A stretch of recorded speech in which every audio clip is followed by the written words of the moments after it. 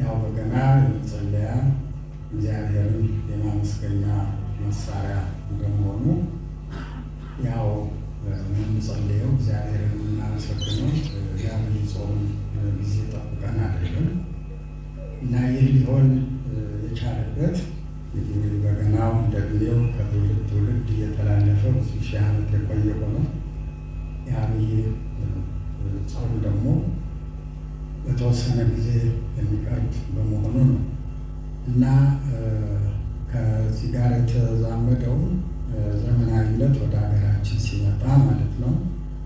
ማለት ሬዲዮ የመስማት በቀዳማዊ ኃይለ ሥላሴ ዘመነ መንግስት ማለት ነው።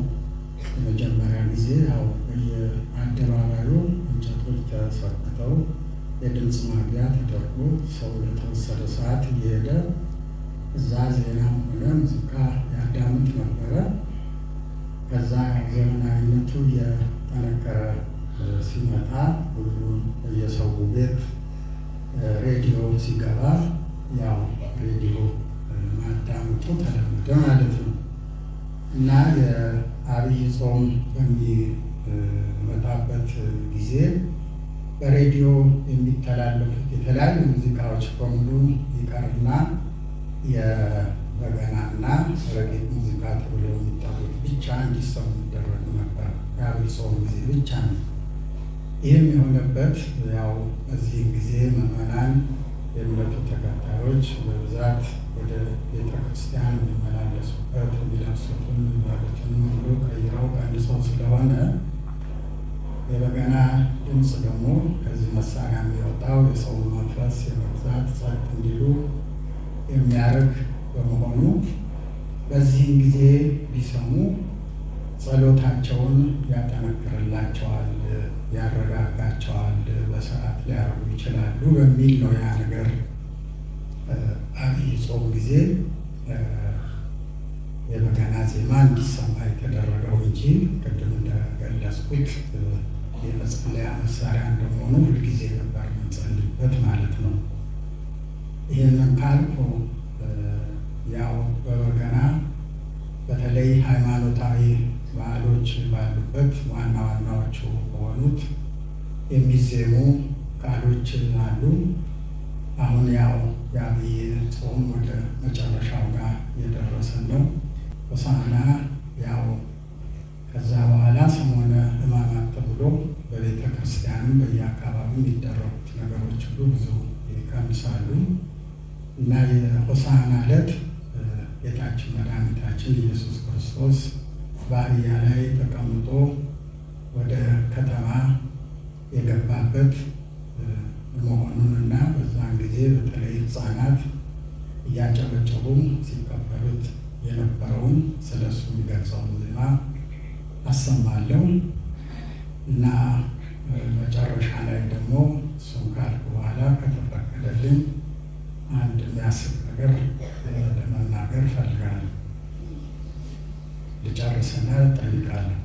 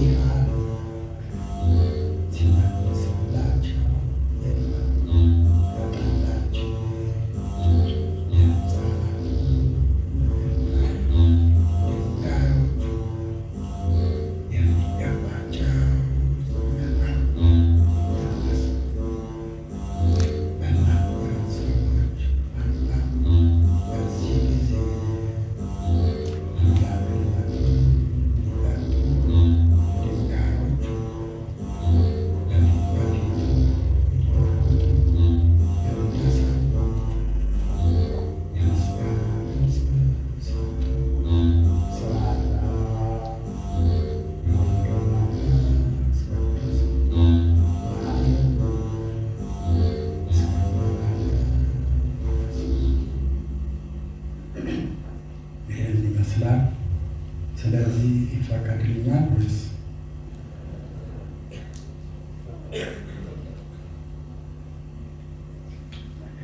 ዝም ማለት ያው ዝም ነው?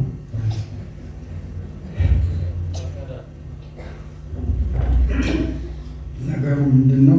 ያው ይሄ ዝግጅት እዚህ ሀገር ፍቅር ቲያትር ውስጥ በመቅረቡ ሀገር ፍቅር ቲያትር ደግሞ ከጥንታውያን የሙዚቃ ጨዋታዎች የሚቀርቡበት የሚዘጋጁበት ልዩ ልዩ ቲያትሮችን የሚቀርቡበት የነበረ በመሆኑ እና በዚህ ቤትም ደግሞ የታወቁ በገና የሚደረድሩ ደምሴ በገና ወይ ደምሴ ደስታ የሚባሉ ነበሩ። ብዙ ዓመት ያገልግለዋል። ብዙ ዓመት በገናም ደርድረዋል እና በአንድ አጋጣሚ እሳቸውን ስለገጠማቸው ነገር ለመግለጽ ነው። ማለት ያው በበገና ሁለት አይነት ዜማዎች አሉ። አንዱ አይነት ያው አሁን ያዘንኩት አይነት ተረት ታሪክ የሚተርኩ አይነት ሆነው፣ ሁለተኛው አይነት ደግሞ በሰምና ወርቅ በአማርኛ ቅኔ መንታ ምስጢር ያላቸውን ቃሎች የመጠቀም አይነት ነው እና በዚህ እሳቸው በጣም ጎበዝ ሰው ነበሩ። ድርሰቱም ሁሉ ይደርሱ ነበር። ድራማ ውስጥ ሁሉ ይገቡ ነበር እና አንድ ቀን ያው በሰሩት ስራ ደሞዝ ይጨመርላቸዋል። የዛን ጊዜ የሀገር ፍቅር አስተዳዳሪ አቶ መኮንን ሀብተወልድ ይባሉ ነበረ። ኃይለኛ ሰው ናቸው እና ለደምሴ ደስታ ደሞዝ ተጨምሮላቸው ያንን እየተጠቀሙ ያሉ አንድ ቀን ጉዳይ አጋጥሟቸው አቶ ደምሴ አንድ 3 ቀን ከስራ ይቀራሉ።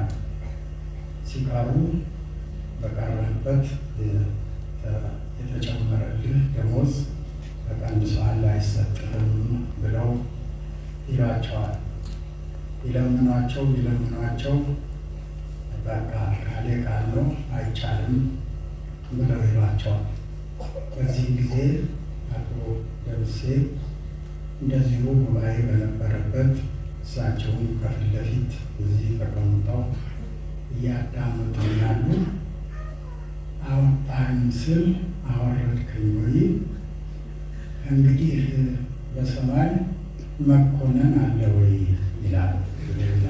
ማለት እሳቸው መኮንን ስለሆኑ መኮንን ስለተባሉ ያንን ደሞዝም ቀነሱባቸው። በሰማይ ቤት ግን ያው ከወጣ መኮንን የለም በሚል ያንን ተናግረው ፊት ለፊት ያው ብዙ ሳቅ። እንግዲህ እናንተ እንኳን አልሳቃችሁ።